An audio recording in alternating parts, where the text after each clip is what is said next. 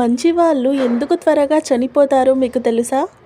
ఒక మనిషి పుట్టిన 7 రోజుల తర్వాత బ్రహ్మదేవుడు వారి తలరాతను రాస్తాడు.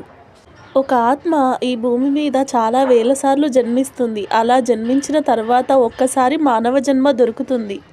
ఈ భూమిని మృత్యులోకం అని అంటారు. ఎందుకంటే ఈ ఒక్క లోకంలోనే జనన మరణాలు ఉంటాయి.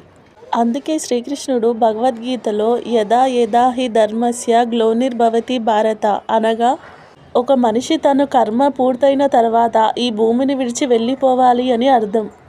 ఈ భూమి మీద ప్రతి మనిషి కర్మఫలం ఆధారంగానే జీవిస్తాడు.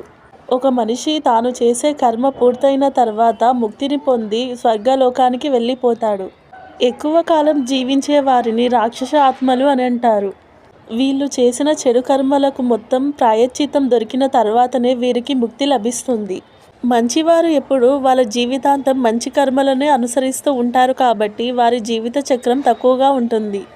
ఎవరైతే వారి కర్మలను న్యాయంగా అనుసరిస్తారో వారికి ముక్తి లభిస్తుంది. మరొక జన్మ అంటూ ఉండదు. ఈ విషయం మీకు కనుక ముందే తెలుసుంటే కామెంట్ చేయండి, లైక్ చేసి సబ్స్క్రైబ్ చేసుకోండి.